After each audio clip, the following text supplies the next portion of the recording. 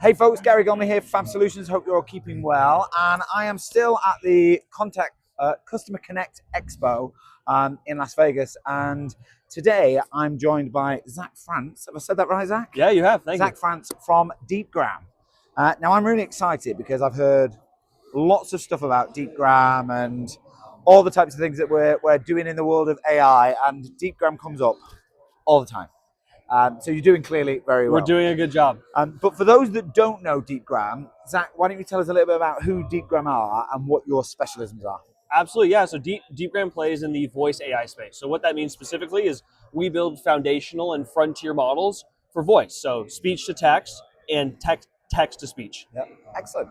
And I suppose some of the things that I've been talking to people about while I'm here is what are some of the challenges with AI and delivering that on an accessible scale so everybody's got an opportunity to do it. Yeah.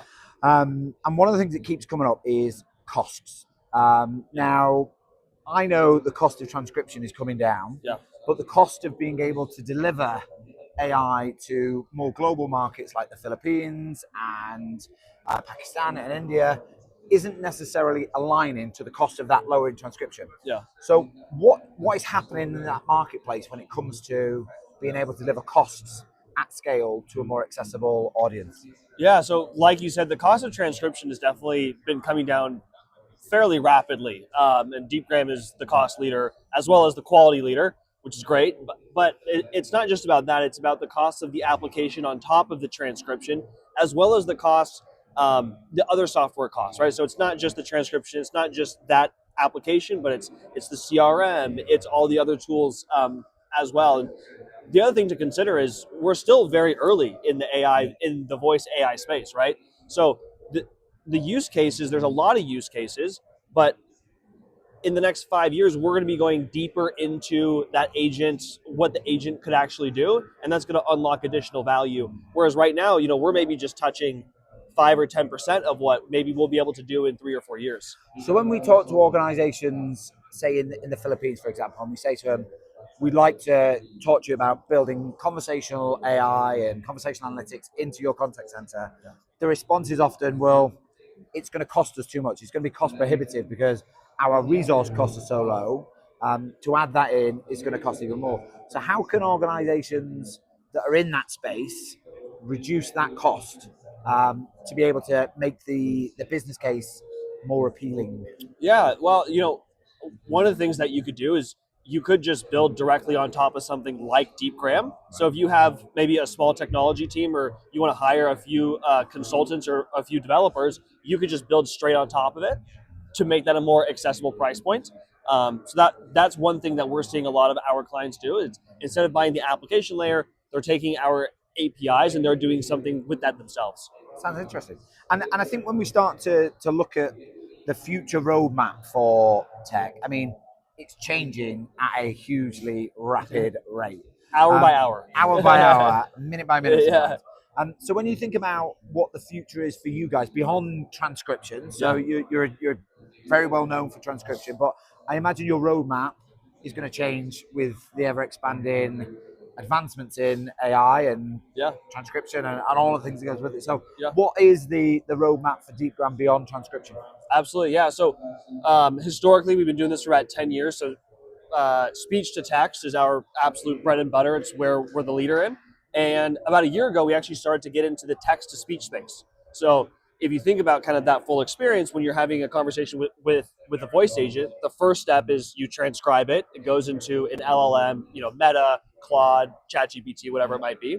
And then you have text to speech to actually hear the thing back, right? So you're having this conversation. So actually earlier this week, we actually just released Aura 2, which is our newest text-to-speech model. You heard it here first? Yeah. It's an amazing model. It's definitely best of breed for enterprise use cases.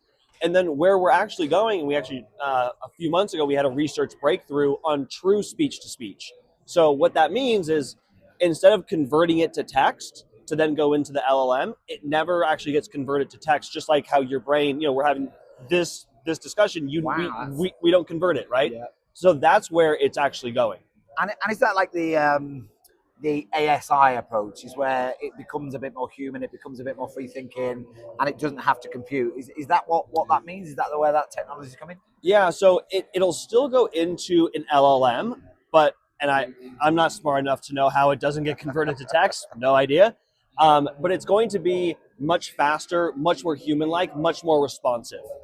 And if you're thinking about what that allows people to do and where that takes the game on, what does that technology allow us to do for the future? So one, it's going to be faster. So and Deepgram's latency as it is today is phenomenal, but the latency is going to be even lower. So there's a lot of a lot of things that really helps. In terms of where you host, you could host in different regions, and because the latency is so fast, it doesn't really matter. It's going to drive costs down as well. The other thing is when you convert to text, you lose kind of it just text doesn't tell you how someone said it. It just tells you what they said. Okay. So if you never convert it to text, then it's much richer and you can get more information about the tone, the pacing, all those other things. So it definitely helps with that vulnerability piece, with that sentiment analysis, exactly. with that tone. Yeah. And you can almost then coach agents on how they've said something and the responses that they've got, so it becomes a bit more intuitive. Yeah, well, and in this situation, you're never even going to be talking to an agent, right? So now the LLM will be able to better understand the person's tone and then formulate a response based on that tone. So that takes me to a slightly off-topic conversation to say, right, do you think the adoption of voice AI from a consumer's perspective, with all of this tech happening, is in the near term, or do you think it's more of a long-term burn? We're already seeing everything is going to voice. Like every type of company, every industry, everything is going voice. And so it's really just a matter of time, but we are in the beginning stages. Absolutely. But in the next 5 years, every application, everything on your phone, everything is going to be, you'll just be able to interact with it via voice. And you know what, thinking about, I suppose, the point of difference that we make in contact center and BPO and all of the tech providers that are out here, I've walked around a number of the different stands over the last 2 days. Everybody's talking auto summarization. Everybody's talking auto QA. Yeah. Everybody's talking virtual agents. Everybody's talking next best action. So what do vendors have to do to differentiate themselves in a crowded market when it comes to conversational AI and AI in general? Yeah, so there's 3 things, and these are the 3 things that we hang our hat on, and that all the use cases that you just described, these 3 things make the biggest difference in what you just described here. So it's speed. So if you want next best action, your transcription has to be almost immediate. Yep. So then there's the screen pop that shows the agent what to say or what to do. If it's slow, you miss the boat. You miss the boat, right? So if it's slow, it doesn't matter, right? The second thing is accuracy. If you're not transcribing the exact words fast, the LLM it has a potential to make a mistake. So maybe you don't suggest the right best action because the accuracy wasn't good, right? So those are like the 2 things on the tech side. And then of course, price. Like you have to be able to provide a really compelling price point at scale, right? Not just for 10 hours, not just 20, millions of hours, right? So your price point has to scale to the appropriate level to be able to deliver those outcomes. So in order to help consumers, because it is a crowded market and there's tons of people out there doing very similar things, to help the consumer or a business owner or operation leader, to help them make smarter buying decisions, what do you think they need to be, or what would your advice be to them when considering what their purchase needs to be? Well, what we often see, and this is, I think, one of the great things about Deepgram, and I would recommend everyone does this, is you just have to go use the products. Like, we have a frictionless model. Someone can go on our website today and just try out the product, right? You don't have to talk to a salesperson. You don't have to pay any money. It's free to go use, and you can literally just see, like, what's the result. You can just go compare two different things. One thing that we often see is it's also not necessarily just about getting the next best action on the screen. We have one specific client I'm thinking of that their like VP of contact center was telling me when the agent says the thing that we tell them to say, it works. The problem is getting the agent to say the thing. Yeah.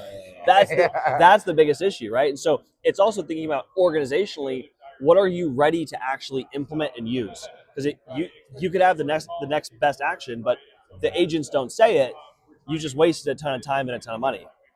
You know what, I mean, that is fascinating. And I think all of the contact centers I'm speaking to are saying we want to use AI. Yeah.